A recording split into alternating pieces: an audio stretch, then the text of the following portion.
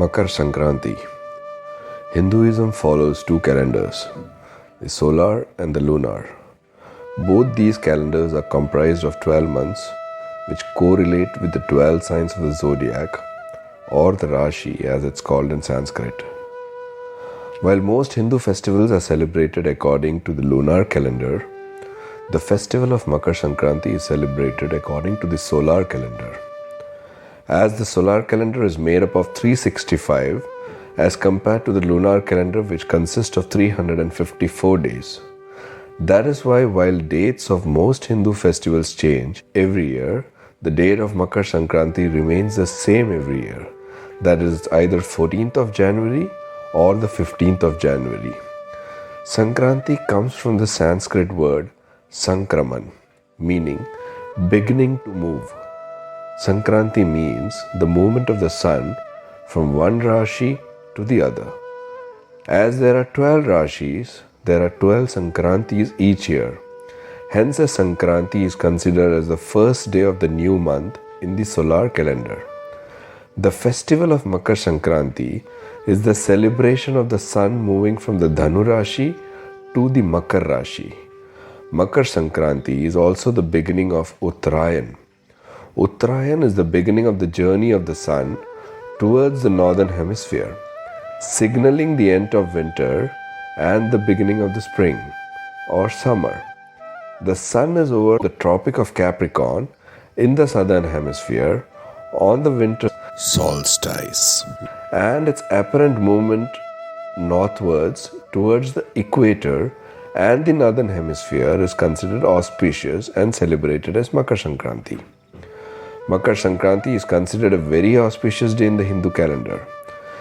It's believed the river Ganga descended on earth to wash away the sins of the ancestors of King Bhagirath on this day. However, most significant story associated with Makar Sankranti is the story of Surya Dev and his son Shani Dev. According to the scriptures, Shani or Saturn, the planet of justice and karma, is the son of Surya Dev. Surya Dev's wife, Sharanya, also called Sanjana, created an image of herself from her shadow called Chaya. Chaya was entrusted to look after the family and fulfill all duties of a wife when Sharanya would be away meditating. Chaya took the place of Sharanya and had 3 children with Surya Dev, Shani Dev being one of them. Shani Dev, when born, was dark-skinned. Surya Dev, who was bright and brilliant, couldn't believe his son could be dark-skinned and dull. He insulted Shani Dev and his mother, accusing her of being unfaithful. This attitude of his father towards him and his mother angered Shani, and he laid a curse upon his father. This episode caused an enmity between father and son, which carried on, resulting in conflicts and wars between the father and son. Surya Dev's eldest son Yama played mediator between the father and son and convinced Surya Dev and Shani Dev to mend the relationship. As a gesture of reconciliation, Surya Dev decided to visit Shani Dev's home to forget the bitter past. The day Surya Dev visited Shani Dev's home is celebrated as Makar Sankranti. Shani welcomed Surya Dev into his home and welcomed him with sweets made of black til. In Indian astrology, it is believed that Makar Rashi is one of the homes of Shani Dev. As the sun moves from Dhanu Rashi into Makar Rashi, this day is called Makar Sankranti.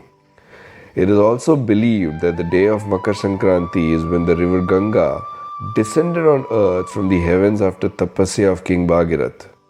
King Bhagirath, after handing over reign of the kingdom of the Sagar Empire to his ministers, did tapasya to free his ancestors of the curse of Rishi Kapil.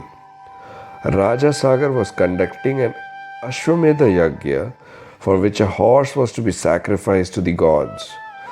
This horse goes missing, and the King Sagar asks his sons to look for the horse. The horse is found grazing near the hermitage of Rishi Kapil. The sons of King Sagar accuse Rishi Kapil of stealing the horse. Enraged of this false allegations leveled at him, Rishi Kapil curses the sons and burns them all. King Bhagirath, a descendant of the Sagar dynasty, wishes to atone for the sins of his ancestors and help them attain mukti. He is informed that by bathing the ashes of his ancestors in the river Ganga, he can ensure the forgiveness of his ancestors. King Bhagirath performs tapasya to please the goddess Ganga, to convince her to come to the earth and cleanse the sins of his ancestors. Impressed by his dedication, prayers, and penance, Ma Ganga agrees to flow from heaven to earth and follow King Bhagirath to Ganga Sagar via the hermitage of Rishi Kapil. Cleansing the sins of the ancestors of King Bhagirath, hence it is also believed taking a bath in river Ganga or performing tarpan of departed souls on this day is highly auspicious. Gangaputra Bhishma was the Senapati, that is, general of the Kaurava army during the Mahabharata war. Bhishma had the boon of Ichha Mrityu, that is, a boon to choose the time of his death.